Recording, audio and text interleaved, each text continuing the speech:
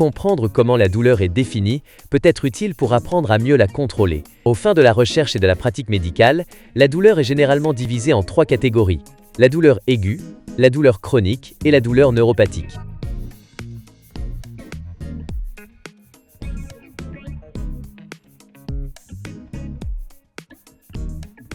La douleur qui dure moins de 3 à 6 mois, ou la douleur directement liée à une lésion tissulaire, est appelée douleur aiguë. Il s'agit du type de douleur provoquée par une coupure de papier ou une piqûre d'aiguille. Voici d'autres exemples de douleur aiguë. Toucher un poil ou un fer chaud. Cette douleur provoque une douleur rapide, immédiate et intense, avec un retrait presque simultané de la partie du corps brûlée. Quelques secondes après la douleur initiale et le retrait, un autre type de douleur, plus douloureuse, est susceptible d'être ressenti. Se fracasser le doigt avec un marteau. Cette douleur est similaire à celle ressentie lorsque l'on touche un poil chaud, car elle provoque une douleur immédiate, suivie d'un retrait, puis d'une douleur lancinante plus lente. Douleur de l'accouchement. La douleur pendant l'accouchement est aiguë et la cause est certainement identifiable. Lorsque la douleur persiste, elle est aggravée par d'autres facteurs, qui peuvent accroître le risque de développer une douleur chronique. Et ces facteurs comprennent le signal de douleur qui continue d'atteindre le système nerveux central après la guérison des tissus, le manque d'exercice ou de conditionnement physique, les pensées de la personne concernant la douleur, ainsi que les états émotionnels comme la dépression et l'anxiété.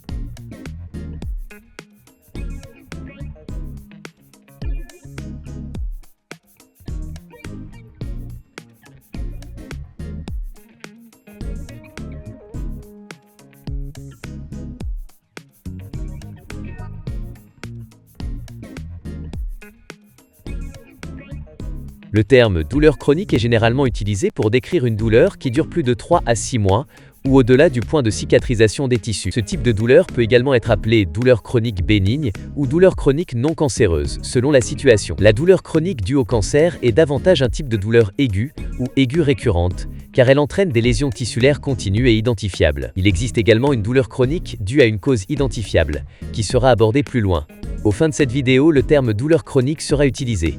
La douleur chronique est généralement moins directement liée à des lésions tissulaires identifiables et à des problèmes structurels. Les douleurs chroniques au dos sans cause clairement déterminée, le syndrome de l'échec de la chirurgie du dos, ou la douleur persistante après la guérison complète de la chirurgie, et la fibromyalgie sont tous des exemples de douleurs chroniques.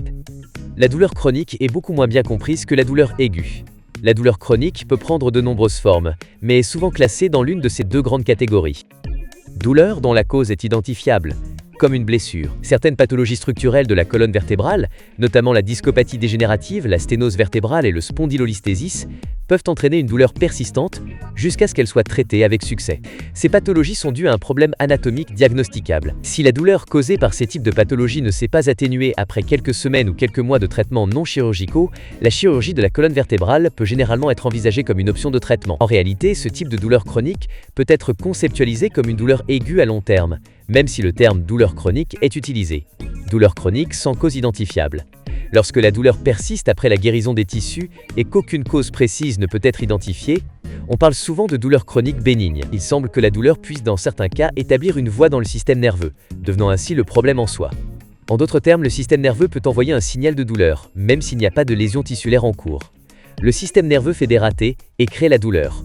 Dans de tels cas, la douleur est la maladie, plutôt qu'un symptôme d'une blessure.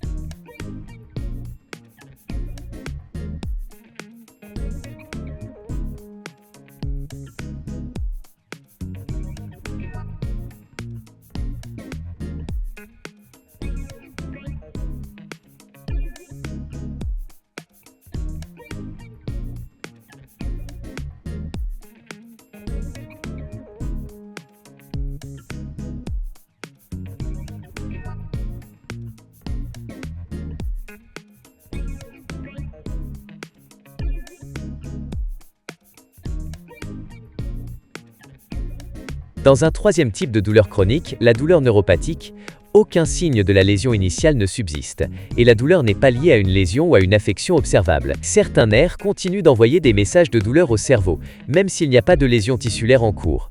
La douleur neuropathique pourrait être classée dans la catégorie des douleurs chroniques, mais elle est ressentie différemment de la douleur musculo-squelettique chronique. La douleur est souvent décrite comme intense, vive, fulgurante, lancinante, brûlante ou froide. La personne peut également ressentir un engourdissement, des picotements ou une faiblesse persistante. La douleur peut être ressentie le long du trajet nerveux de la colonne vertébrale jusqu'aux bras ou aux jambes. On pense qu'une lésion des nerfs sensoriels ou moteurs du système nerveux périphérique peut potentiellement provoquer une neuropathie. Si la cause peut être identifiée et inversée, le traitement peut permettre au nerf de guérir progressivement, atténuant ainsi la douleur. Cependant, si les soins médicaux sont tardifs, la douleur peut être plus difficile à gérer et nécessiter un traitement plus agressif. Les options de traitement pour la douleur neuropathique diffèrent considérablement des approches utilisées pour d'autres types de maux de dos. Les opioïdes, comme la morphine, et les anti-inflammatoires non stéroïdiens, comme l'ibuprofène ou les inhibiteurs de la COX-2, ne sont généralement pas efficaces pour soulager la douleur neuropathique. Les médicaments destinés à l'épilepsie ou à la dépression, tels que les anticonvulsivants ou les antidépresseurs, réduisent souvent les symptômes, et les médicaments topiques sont parfois utiles. Si les médicaments et autres approches n'offrent pas un soulagement suffisant, des injections de blocage nerveux, une stimulation de la moelle épinière et des pompes à analgésiques peuvent être envisagées pour la douleur neuropathique.